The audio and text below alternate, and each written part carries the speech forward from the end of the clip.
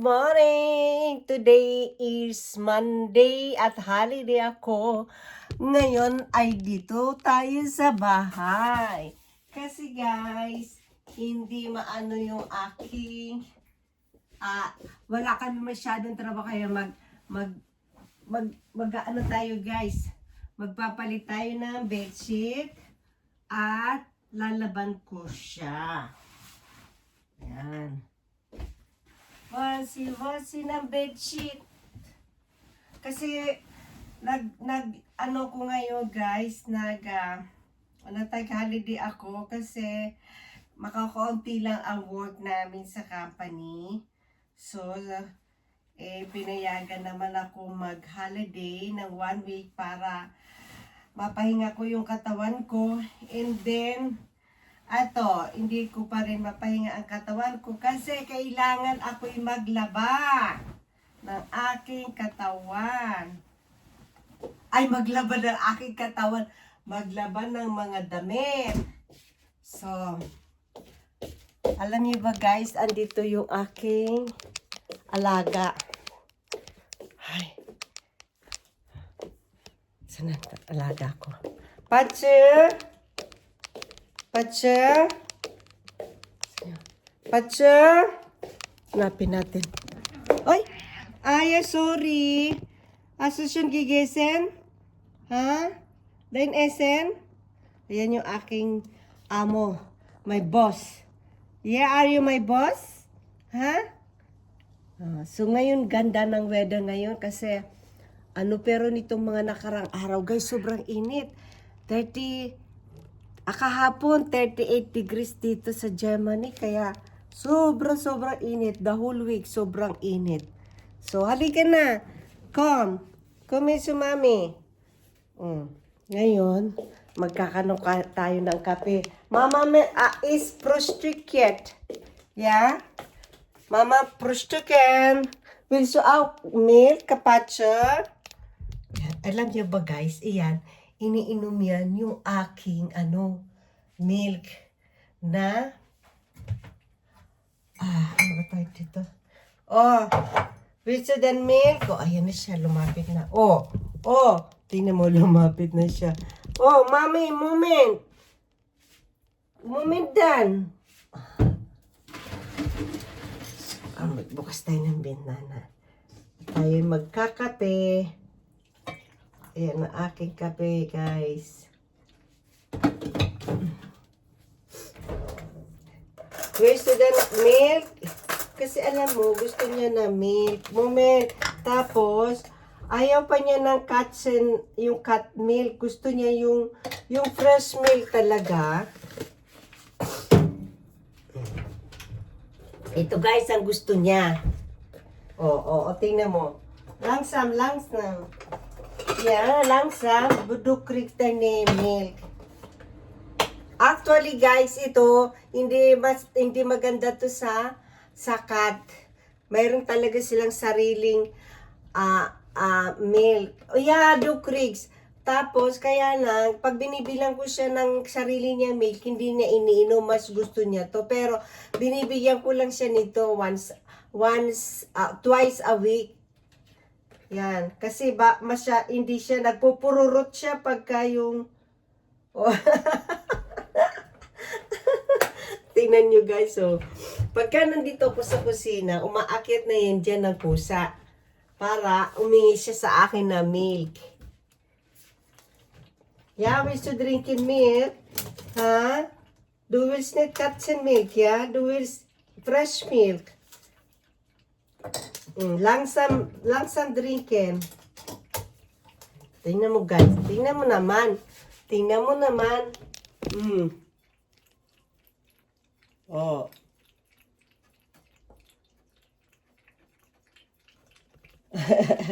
Yeah. Langsam drinken. So ngayon, hayaan na natin siya dun uminom ng kanya milk. Ganyan yan. Is das schmeckt lecker? Lecker? Pacha? Ganyan yan. Ngayon, dito tayo guys sa lamesa. So Tapos, alam nyo guys, kasi naglalagay tayo. Alam nyo ba anong last week, inimbita ko na isang Pilipina na mag-grill. Tapos ngayon, yung susi ko guys, naiwan ko dito sa loob ng bahay. Nasara ko tong pinto, tapos naiwan ko yung susi sa loob ng bahay. Ayun o, yung pinto na yun. Tapos, ang nangyari pa, nakasaksak pa yung susi ko dun sa pinto. So, ayan na, tapos na. Patsa! Bisto Fatik? Oh, saan na yun? Yeah. Bisto Fatik, drinker?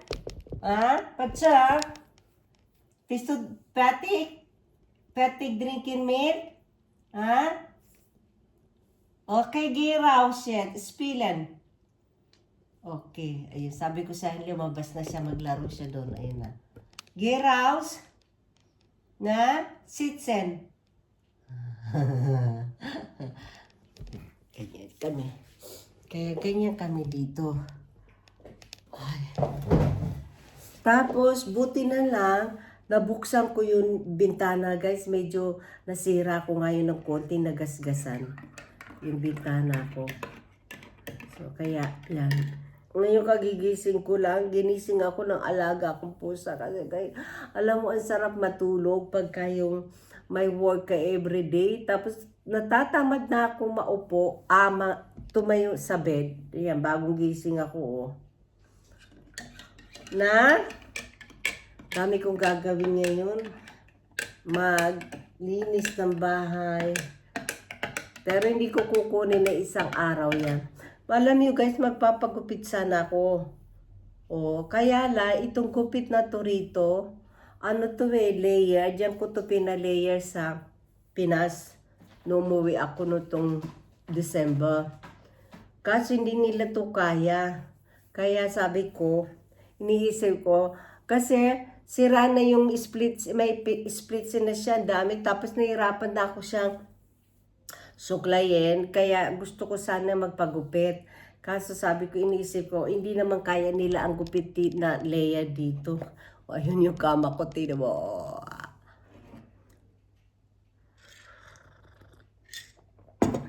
Kape tayo, ang sarap ng kape sa umaga, lalo na pagka ang lamig-lamig ng panahon.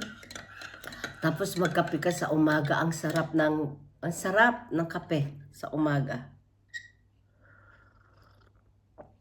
So, ganyan lang ako, guys. Sa umaga, pagising ko, magkape ako. Tapos, maya maglilinis. Lilinis tayo. So, nakita nyo, ayan o. Magpapalit tayo. Ayun ang aking boss. Boss! Patser! Kaya ginigising ako niya, sabi man na, Mama, Mama! Mama, Mama! Ganyan siya, ang lakas. Gigising. Na? Mama is putsin. Willst du Mama helfen? Ha? So, kaya yan guys. Ganyan tayo. Pag ayan, tingnan mo yung mata ko, oh. Mag-apa siya sa katutulog. Ang haba ng tulog ko. Ano? Ha? Ano yung alaga ko? Willst du Mama helfen? Ha? So guys, mamaya na lang uli. See you later.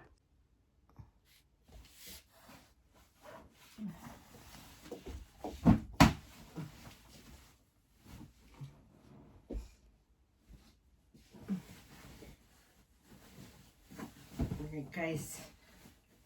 Alam kasi tagal ko na to. Actually, nung natutulog pa dito si Patso sa kama ko, kasi ngayon summer, lagi siya nasa labas. Inahayaan ko na lang nakabukas yung pintuan ko para labas-pasok siya sa gabi.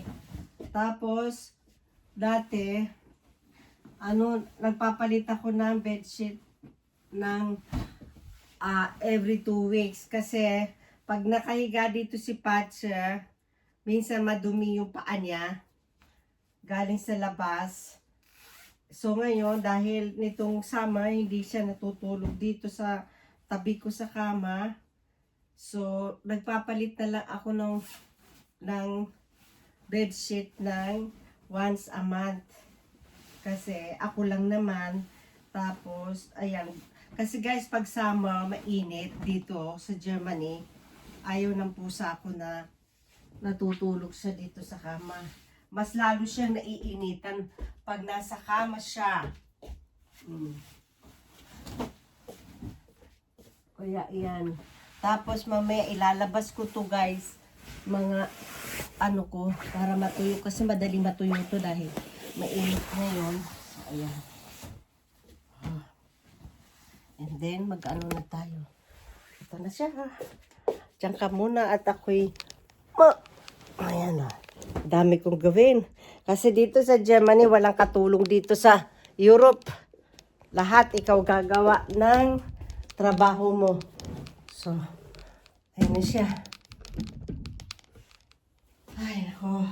Buhay. So, unahin ko muna ito. Ay, sakit. Ayan, nabali na yung aking. Nabali na guys yung aking kuko. Ang gulo ng aking camera. Ay. Sorry.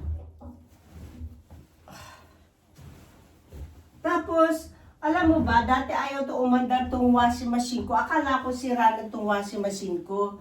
Kasi, itong washing machine ko guys is 20 years na to. Yung pala, sira pala yung aking, gripo. Kasi dito, ang mga gripo dito sa washing machine guys, dito, ituturo ko sa'yo, ito dito sa Europe kasi, dito sa Germany, ito, mayroon niya siyang, ito sa loob niya, mayroon siyang aqua stop. Ibig sabihin, pag halimbawa may butas itong itong hose na to, or umapaw yung tubig dito sa loob ng washing machine, ito, kusa siya guys, automatic siya, magsasara siya mag-isa. Yun ang tinatawag na aqua stop. Magsasara siya mag-isa.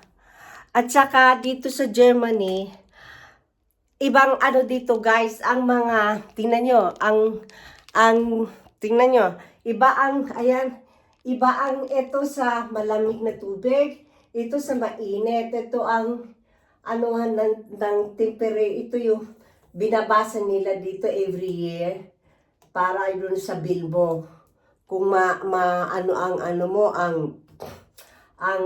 konsumo mo ng tubig.